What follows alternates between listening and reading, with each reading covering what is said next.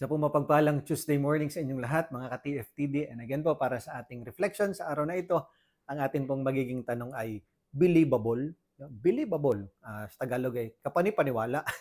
Bakit po? Kasi sa Ebanghelyo po natin ngayong araw na ito na hango sa Ebanghelyo ni San Marcos, Kabanata 1, mga talata 21b, at ipinagpatuloy po hanggang 28.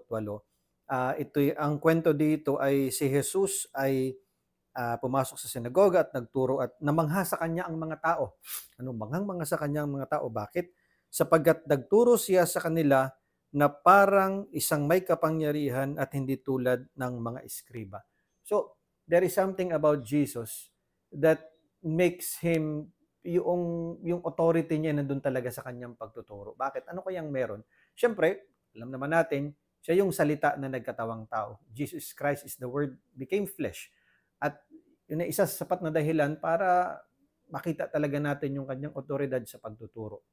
At bukod pa doon, ay yung katotohanan na hindi lamang siya basta nagsasalita, kundi alam niyo yun, yung kanyang salita ay nakikita mismo sa kanyang buhay.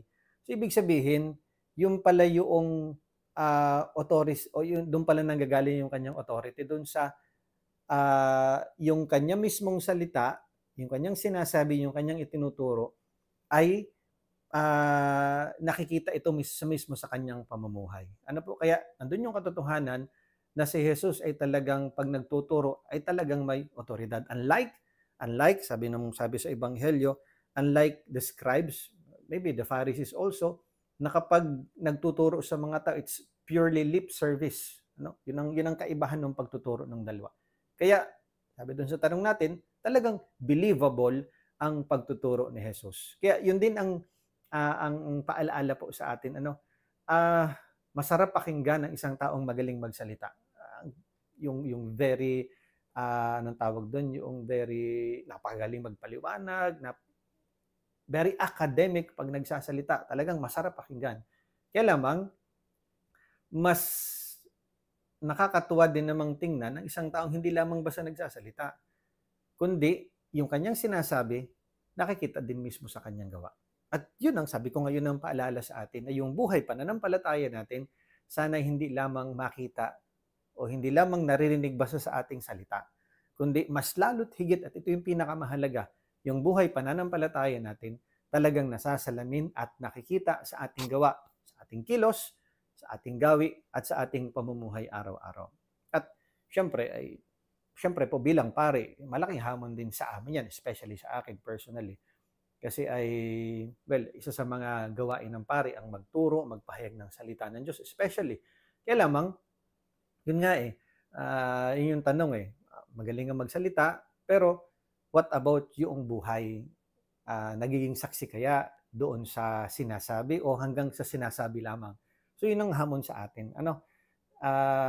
Sabi nga natin kanina, nakakamangha ang isang taong magaling magsalita. Pero mas nakakamangha at mas kapani-paniwala ang isang taong ang sinasabi ay nakikita sa gawa. Mas maganda nga sana yung maraming gawa, kaunti lang salita, kaysa dun sa maraming salita, either kulang o wala namang ginagawa. Mga kapatid, yan ang paalala sa atin, sapagkat by virtue of our baptism naman, we are called to be prophets. Yung isa sa mga gawain ng ating Panginoong Yesus. Magpapahayag, magtuturo, magpapahayag ng kanyang salita. Pero yun nga, sa pagpapahayag natin ng ating salita, sa pagpapahayag ng ating pananampalataya, mas makita sana ito. Hindi lamang lagi sa ating salita, kundi lalo tigit sa ating gawa, sa ating buhay, sa ating pagkilos, at sa ating pamumuhay kasama ang komunidad na ating kinabibilangan. Okay po? So mga kapatid, muli ang paanyaya sa atin na maging mga cyber missionaries. Let us continue to evangelize the world through social media. So again po, please like, share ang atin pong page. Ganon din ang atin pong Instagram at Thought for the Day, ang ating YouTube channel na TFTD Blessed and Blessing, at ang atin pong TikTok account na Thought for the Day. And pagbati po ng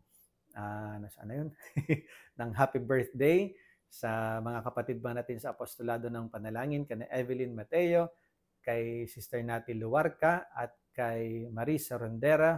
Ganun din po kay Maria Gemma Revillosa, kay Lani Rehenio. Happy birthday po sa inyong lahat and blessings and prayers po para sa inyong lahat. And of course, patuloy po nating ipagdasal yung mga kapatid nating yung mga pinagdadaanan sa panahong ito, physically, spiritually, emotionally, financially, we pray for them.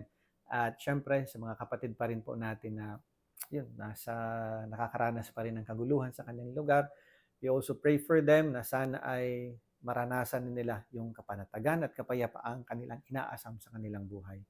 At yun nga, sa huli, kung talagang ang pananampalataya natin ay nakikita sa ating pagsasabuhay lalo't higit, maganda ang resulta nito sa atin. Anong ibig sabihin nito? Pagpapalaan tayo lagi ng Diyos at syempre, lagi din tayong magiging pagpapala sa ating kapwa. Magandang araw po and God bless sa inyong lahat.